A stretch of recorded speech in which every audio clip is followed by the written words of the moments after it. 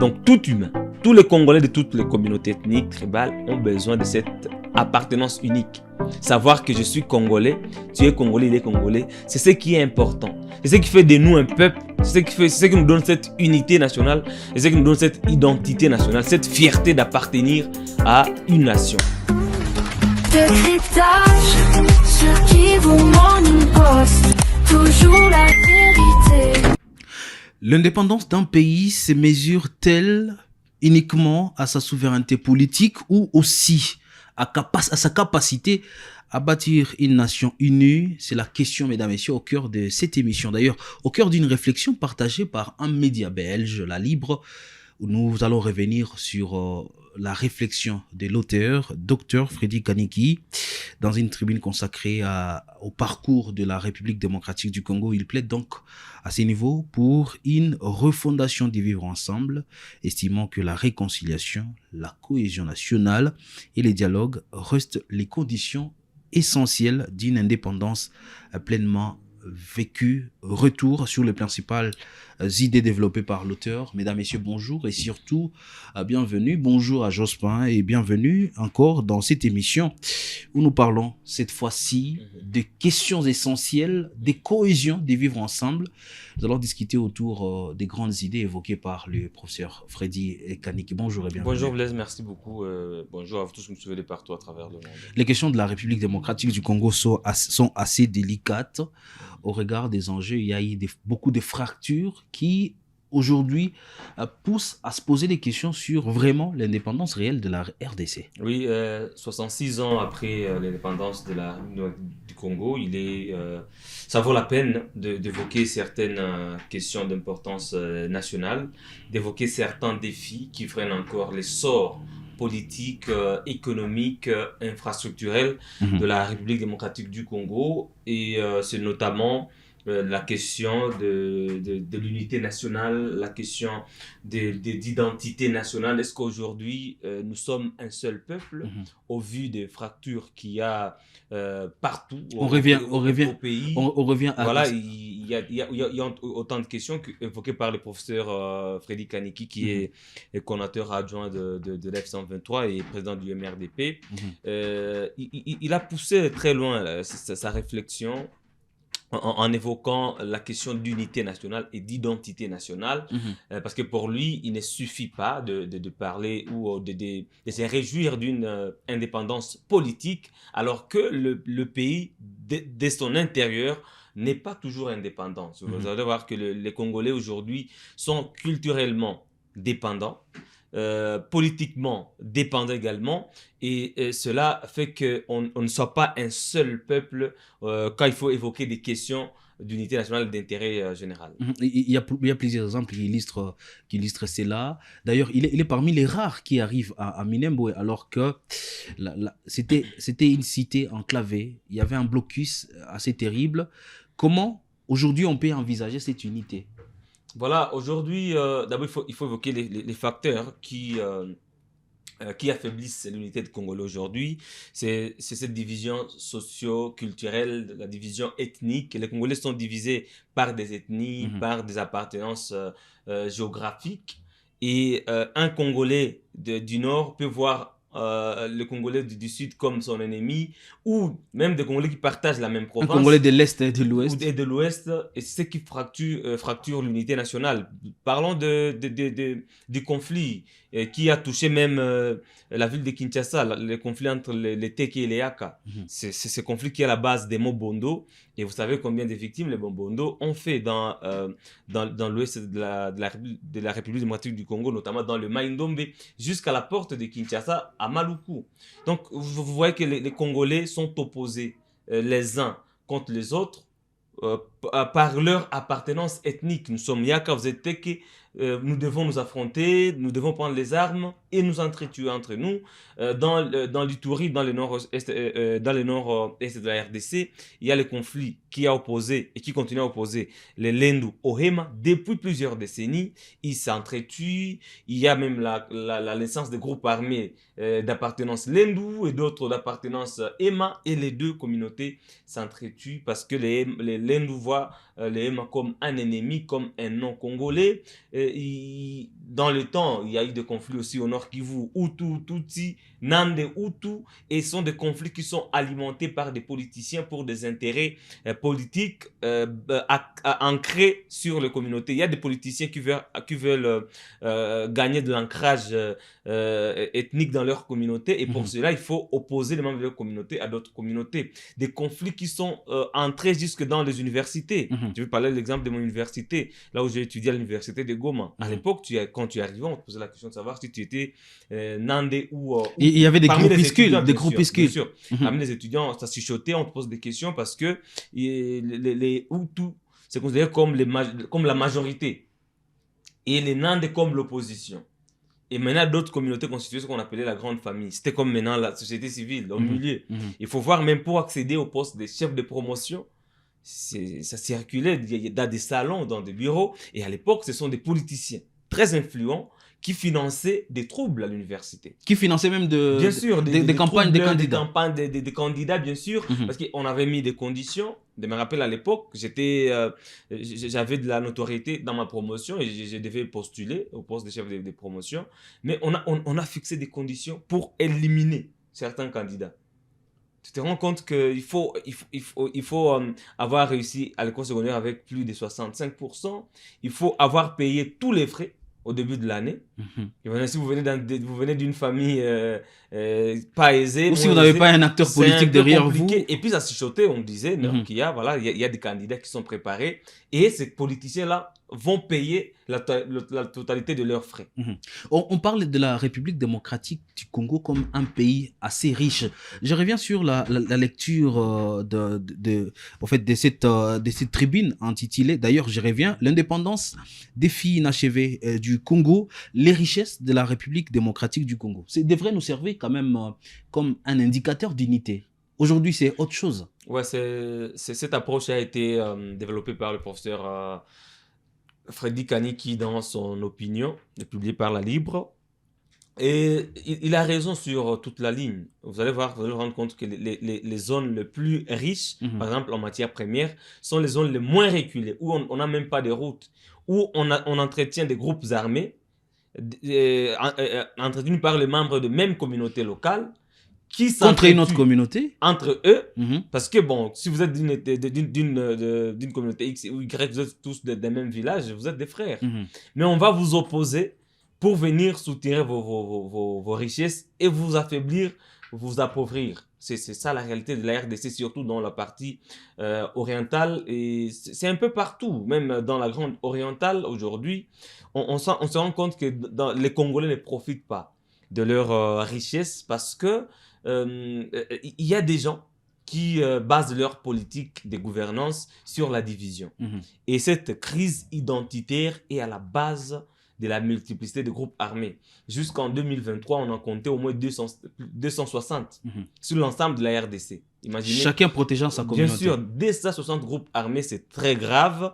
On se pose la question, mais qui entretient ces groupes armés? Et la réponse avait été donnée à l'époque par Ambosso, le président de l'Assemblée nationale, qui avait demandé aux députés notamment de quitter les groupes armés parce qu'on se rend compte que ce sont les politiciens qui, pour la plupart, entretiennent des groupes armés, qui opposent les communautés entre elles pour des intérêts purement politiques, oubliant que le pays est en train de reculer, le pays demeure dépendant sur le plan culturel, sur le plan politique.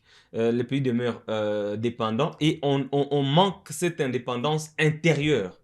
Parce qu'on ne peut pas dire 66 ans après que la République démocratique du Congo est un pays indépendant s'il n'y a pas la vraie unité nationale. Après cette période de colonisation et tout belge, les Congolais maintenant, on leur laisse leur pays, on leur laisse la gestion de leur pays. Qu'est-ce qu'ils en font? Est-ce qu'ils sont unis? Est-ce qu'ils sont un seul peuple qui partage des valeurs culturelles, les mêmes valeurs culturelles, les mêmes valeurs sociales et la même vision politique portée par un leader? Je reviens sur un passage. Il dit « Les Congo ne manquent ni ressources, ni de culture, moins encore des potentiels humains, mais l'absence d'une énergie de cohésion stable qui empêche ses atouts de devenir une force transformatrice. Il revient aussi comme étant un fils de l'Est de la République démocratique du Congo, l'histoire de 1996, où il évoque cette mutilation de son père et de ses 3 frères. Est-ce que tout ce que l'Est a connu peut nous servir des leçons pour exactement engager ces forces de cohésion? Voilà, c'est parmi les pistes de solutions qu'il a évoquées. Mais avant de parler des pistes de solutions, c'est ce qui s'est passé en 1996 à Kamano, là où on avait tué son père et ses 2 frères, continue à se passer jusqu'à aujourd'hui. Il y a des familles entières qui sont décimées. Manguese a été tué avec son père et Beni, c'est sa mère. Il n'est pas le seul. Des images circulent sur les réseaux sociaux. En Ituri, ça se passe aussi. Et un peu partout. À Minembwe, il y a des familles entières qui sont décimées. À Massissi. À Massissi également, par des drones de combat et d'attaque. C'est-à-dire que ce qui s'est passé il y a 30 ans continue à se passer aujourd'hui. Et nous célébrons l'indépendance de la RDC.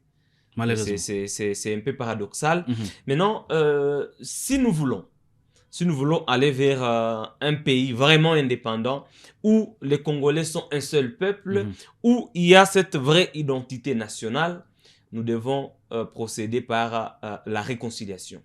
Et c'est parmi ces pistes de solutions, et moi j'en ai toujours parlé ici. C'est quoi la réconciliation nationale?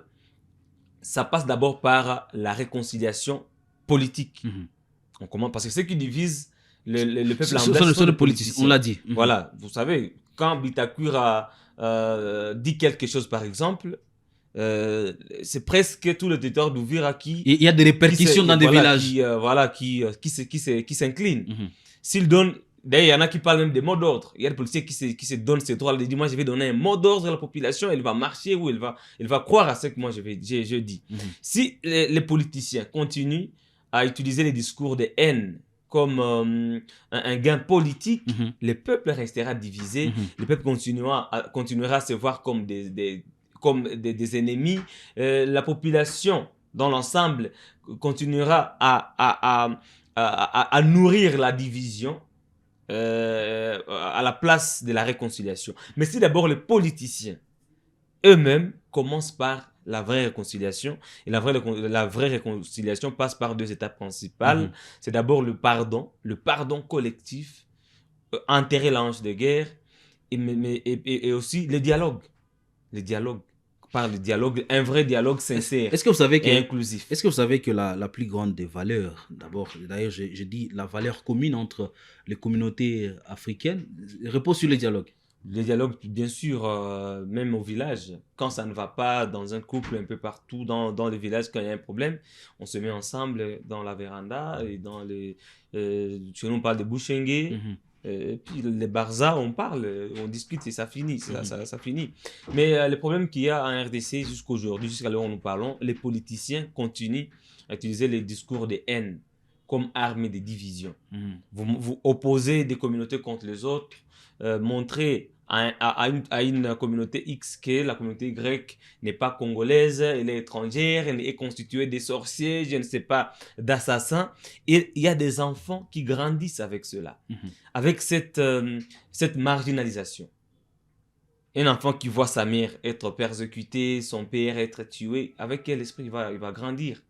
Quand il sait qu'il est écarté, qu'au quartier on le traite des non-congolais, d'un sous-humain, il va grandir avec un esprit chaud et des vengeances, et c'est une bombe à retardement. C'est un futur assassin, c'est un futur criminel que le pays comptera. Mais il est temps que les politiciens se mettent autour d'une même table, discutent, se pardonnent, se réconcilient, parce que ce sont eux qui vont à leur tour réconcilier le peuple congolais. Ils sont des leaders communautaires. Là, c'est la théorie à double étage. Ça commence par eux, et puis eux vont répercuter les effets de ces pardons sur leurs communautés respectives. Il y a des vrais leaders communautaires qui peuvent donner de vrais mots d'ordre. Ils existent. C'est comme Boussa Nyamui, c'est dans le Grand Nord. Boussa Nyamui, c'est dans le Grand Nord. C'est un leader respecté. Ce qu'il dit, est suivi par la population. Donc chaque leader peut jouer un rôle sur les membres de sa communauté. C'est comme même le professeur Freddy Kaniki dont nous parlons, à Minembwe, c'est un leader. S'il arrive à Minembwe, dans la province du il Sud passe Kivu. des messages, bien sûr, des paix, des messages de réconciliation, mais tous ces frères des hauts plateaux vont vivre comme avant avec leurs frères des moyens plateaux. Je parle des Bafuliro, des Bavira, des Babembe, des Banindu et toutes les autres communautés ethniques du Sud Kivu. Mais vous rendez compte que ce sont ces leaders, ce sont ces leaders politiques qui rallument le feu des discours de haine. Bindoulé aussi, il est leader à Butembo, mais il faut suivre ces discours. Il faut suivre ces discours. J'ai parlé aussi de Bitakwira. Quand la réconciliation commence par ces leaders politiques, parce que nous sommes dans un pays où même des gros responsables politiques peuvent passer à la télévision. Malheureusement, ils s'appellent des chiens. C'est ça le problème. Ils peuvent passer à la télévision en toute aisance et prononcer des discours de haine. Mais nous devons